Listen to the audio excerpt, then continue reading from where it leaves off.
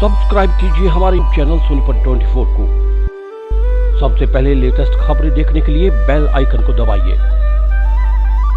जिले के साथ साथ प्रदेश को हरा भरा बनाने के लिए चंडीगढ़ पुलिस में तैनात पुलिसकर्मी ने ऐसी ठान ली है कि गांव-गांव जाकर ऑक्सीजन बाग तैयार करने में जुटा हुआ है। ट्री मैन के नाम से जाने पहचाने देवेंद्र सूरा की मुहिम रंग ला रही है। उनकी मेहनत और पर्यावरण परिवार के सदस्यों के सहयोग से गांव ठरू उल्देपुर की पावन भूमि पर ऑक्सीजन बाग तैयार किया गया है। पर्यावरण मित्रों द्वारा 1000 से ज्यादा उन पौधों को रोपित किया जो सबसे ज्यादा ऑक्सीजन देते हैं। इस मौके पर सोनीपत उपायुक्त ललित सिवाच पौधारोपण करने गांव ठरू पहुंचे, जहां उनका पर्यावरण मित्रों द्वारा जोरदार स्वागत किया गया। उपायुक्त ने पौधारोपण करते हुए कहा कि पौधारोपण बहुत ही पावन कार्य है। सभी ने देखा होगा कि कोरोना जैसी महामारी में ऑक्सीजन की कितनी आवश्यकता पड़ी थी।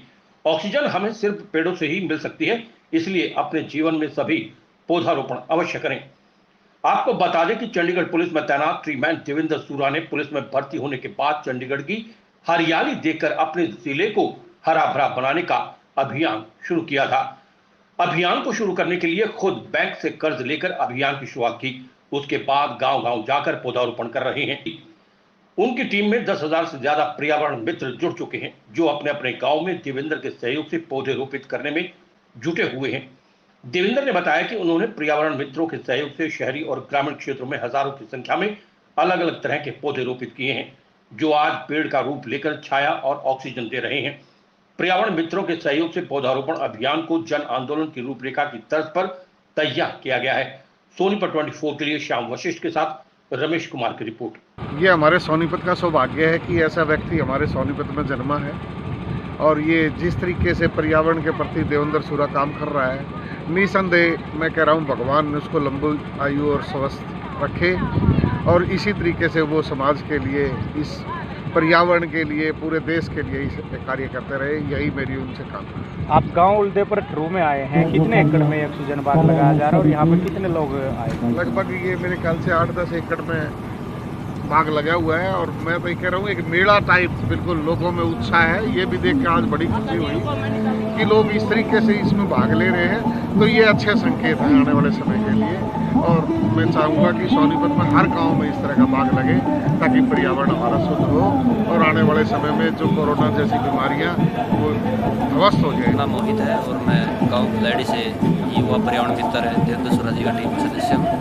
आज जिले का सोनीपत जिले का 12वां ऑक्सीजन बाग है देवेंद्र सूरा पर्यावरण मित्र की टीम द्वारा लगाया जा रहा है और ये बाग लगभग 5 एकड़ ज़मीन में है। इसमें बड़ पीपल, नीम, जामुन और अन्य औषधियों के पौधे लगाए गए हैं, जो आने वाले समय में पशु पक्षी मानव हर जीवन जो इस धरती पे है उन सबको लाभ पहुँचाएगा।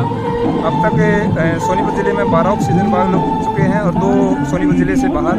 इस तरह से ये आज सोनीपत जिले के उल्देपुर गांव में जो ऑक्सीजन बाग लगाया जा रहा है, इसमें हजारों युवाओं द्वारा 1000 पेड़ लगाए गए हैं और इसमें वो पेड़ लगाए गए हैं जो 24 घंटे ऑक्सीजन देते हैं, जैसे बरगद, पीपल, नीम और पक्षियों के लिए विशेष तौर पर जैसे गुल्लर है, या ऐसे पेड़ जो प्लास्टिक को कम करते हैं, भोजन में प्रयोग करते हैं, जैसे ढाक का पेड़ है। और पक्षियों के और मुक्त जीव जंतुओं को बढ़ाने के लिए विभिन्न तरह के ऐसे पेड़ लगाए जा रहे हैं, जिससे प्रकृति में भी फायदा होगा और जो हमें लगातार गांव के वातावरण को शुद्ध करेगी। आज उल्देपुर गांव पूरे आसपास के गांव के लिए प्रेरणा केंद्र है। और ये आपने इसकी शुरुआत कब की और कहां से की थी? ये चंडीगढ़ शहर को देख के 2011 में इसकी शुरुआत की गई थी, लेकिन अब हजारों युवाओं इसमें जुड़कर अपने अपने क्षेत्र में एक क्रांतिकारी की तरह काम कर रहे हैं। और एक ये पूरे हरियाणा को हरा भरा बनाने के लिए, नाम से ही नहीं हरियाणा को काम से हरा भरा बनाने के लिए युवाओं का विशेष योगदान है। अभी तक कितने जो पौधे आप लगा चुके हो?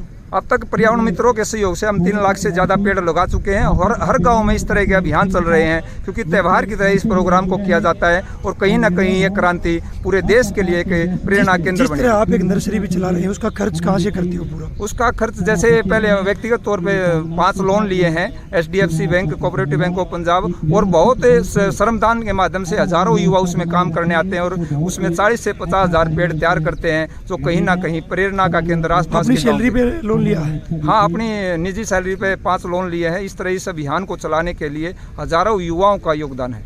किस चीज़ में आप जॉब करते हो? मैं चंडीगढ़ पुलिस में सिपाही के पद पर कार्यरत हूँ और काफ़ी हजारों साथी हमारे हैं जो इस पर्यावरणीय क्षेत्र में पौधा लगाने के बाद उसकी देखभाल कौन करेगा? कैसे? गांव की मैं टीम बनाते हैं, उसकी देख रेख वो करेंगे। मुझे नहीं पता था कि यहाँ क्या है, मैंने सोचा छोटा मोटा कोई प्रोग्राम है वृक्षारोपण का, वो है, लेकिन जो जुनून और जो जोश मैंने यहाँ देखा वो मुझे लगता है एक मिसाल बन के पूरे भारत में जाएगा। मुझे थोड़ी सी प्रॉब्लम है कोविड की। कोविड से ठीक होते ही मैं आपके ज़िले में आ गया था, तो बीच में थोड़ा रुकना पड़ता है। हर उम्र का हर आदमी, छोटा बच्चा है 5 साल का भी, 10 साल का भी, 90 साल का बुजुर्ग भी और माताएं बहनें भी जिस जोश से लगे हुए हैं वो सब बधाई के पात्र हैं।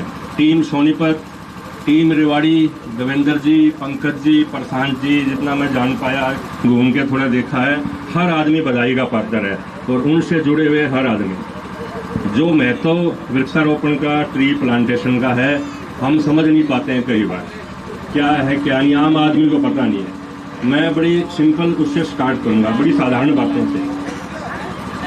हम कभी भी प्रॉब्लम में होते हैं, स्ट्रेस बस्टर क्या चीज़ होती है? जैसे घर में कोई छोटा कुत्ता होता है, कोई जानवर होता है, गाय भैंस, वो भी स्ट्रेस बस्टर हैं। हम जब ग्रीनरी में जाते हैं, मान लो घर में परेशानी है, कोई और फैमिली इश्यूज है, पढ़ाई लिखाई में मन नहीं कर रहा, चलो यार पार्क में घूमाते हैं, खेत में घूमाते हैं, तो जो ग्रीन वेजिटेशन है वो एक तरीका स्ट्रेस बस्टर है, तनाव को दूर करता है। ये बात हम कभी ध्यान नहीं देते। आश्रय देता है पक्षियों को, पंछियों को, जंगली जानवरों को। उसके साथ साथ दूसरी बातें अलग हैं, इससे एक तरीके का प्रोफेशनल बेनिफिट्स हैं, फ्रूट ट्रीज हैं उनके अलग बेनिफिट हैं। बाकी ऑक्सीजन की जो बात है, जो हम आज के साइंस के ज़माने में फैक्ट्रियों से सल्फर डाइऑक्साइड गैस निकलती है, जहरीली गैस है। फ्रीज है हमारे घर के अंदर, उसमें भी गैस होती है, एसी में भी गैस होती है और सारी एटमॉस्फेयर में जाती है। जो ये ट्रीज है और मेनली मैंने देखा पीपल के और बड़के हैं, ये उसको पोल्यूटेंट्स को अब्जॉर्ब करते हैं। यानी कि ऊपर जो वैसे तो साइंस की बातें हैं, ज़्यादा डिटेल में मैं नहीं जाना चाहूँगा कि ऊपर जो साइंटिफिक इफेक्ट है उसका कार्बन लेयर्स का जो ख़राब हो रही है कार्बन एमिशन की वजह से, ऑक्सीजन लेयर, तो उसको ये रोकता है। तो इसके इतने बेनिफिट हैं जो हम समझ ही नहीं सकते। ऑक्सीजन डिप्लीशन जो हो रही है, कम हो रही है। बाकी कोरोना में हमने देख लिया ऑक्सीजन पहले तो कोई पूछता ही नहीं था भाई क्या कमी है, मतलब किस वजह से ऐसा होगा, क्या होगा। भाई ठीक है 4 पौधे लगा दिए, ठीक है काम आएंगे, ये आएंगे। कोई अपने बेनिफिट के लिए लगाता है, कोई लकड़ी बेचने के लिए, पॉपुलर के लगा दिए, सफ़ेदे के लगा दिए। लेकिन जो यहाँ मैं जो समझ पाया हूँ, जो प्लांट्स लगाए जा रहे हैं उनका कोई प्रोफेशनल मोटिव नहीं है भाई हम पैसा कमाएं। किसी भी आदमी का, गांव के आदमी का, उदयपुर के किसी भी आदमी का, या और जो भी रेवाड़ी के लोग हैं, सोनीपत की टीम जुड़ी है, मैं नहीं समझता किसी का पैसा कमाने का मोटिव है। एक निष्पक्ष, निसंदेह, बगैर उसके जो जुनून और जोश यहाँ है, मैं उनको दोबारा से एक बार बधाई देता हूँ। वास्तव में बधाई के पात्र हैं। बेनिफिट्स बहुत हैं इनके, बाकी हम जानते भी नहीं हैं, बाकी डिस्कस भी नहीं किए जा सकते, इतने पता भी नहीं होता। मैं मेरी तरफ से और जिला प्रशासन के सभी अधिकारियों की तरफ से एक बार फिर से पूरे गांव के लोगों को, उदयपुर के लोगों को, आसपास के जो लोग यहाँ जमा हुए हैं उनको, और जो टीम रेवाड़ी स्पेशल चल के 4 बजे यहाँ पहुँचे हैं और जो आदमी आगे बढ़ चढ़ के भाग ले रहे हैं, उन सभी को एक बार मैं दोबारा से बधाई देता हूँ। धन्यवाद।